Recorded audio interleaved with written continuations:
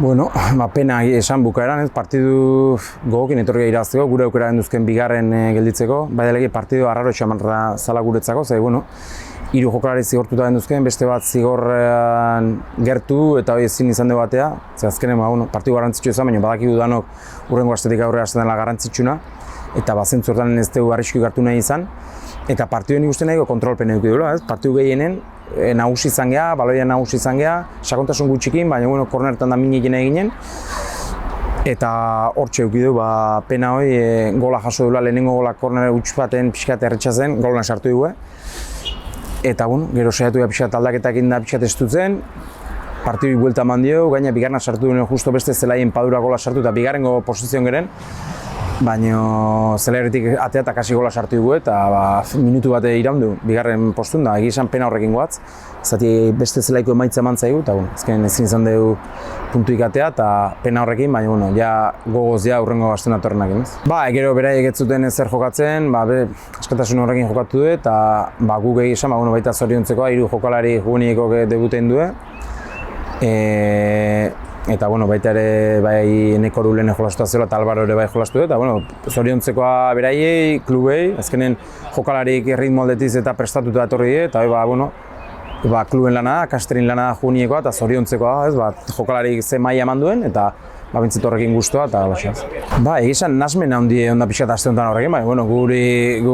kontrako egiz badigu esaten, garbi dago Baskonian kontra jokatuko duela, gaur aukera genduken irazita Deusto kontra jokatzeko. Ja etzan Deusto Baskonia zer nahiago duen, gu nahi gendun bigarren gelditu, ez dugu aukera, ez dugu posible izan bigarren gelditzea.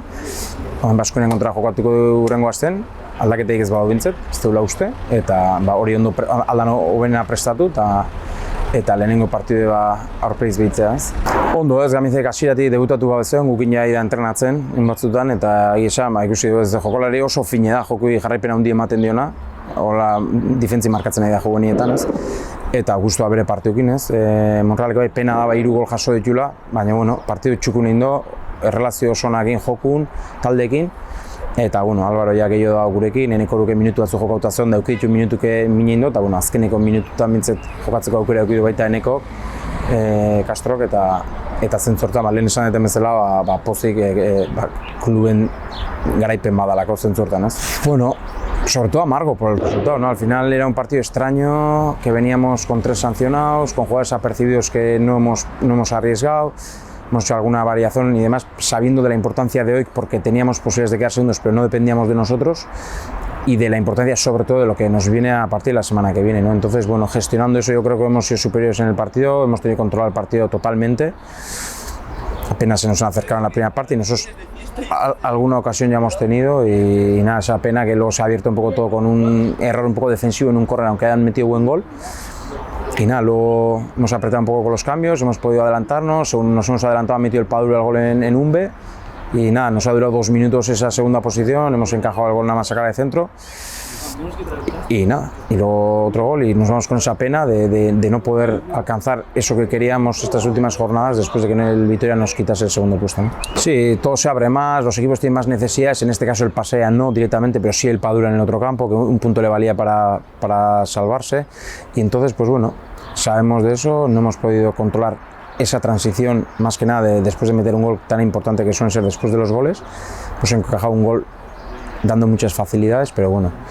se ha acabado el partido, ya esto está olvidado y ahora lo que tenemos por delante es bonito, era el objetivo antes de la temporada, ahí estamos con ganas y el equipo está animado para eso, ¿no? No, al final nosotros sí que se ha oído mucho esta semana, pero teníamos claro que algo muy extraño tenía que pasar para que no jugásemos quedando terceros como hemos quedado hoy con el Baskonia, ¿no? Entonces, nada, preparar ese partido ya desde ya, si hay alguna noticia ya nos dirán y nosotros hoy no es que eligiéramos contra quién íbamos a jugar, sino que queríamos quedar segundos y tocase que tocase, sabíamos que iba a ser el Deusto, quedando segundos no ha podido ser,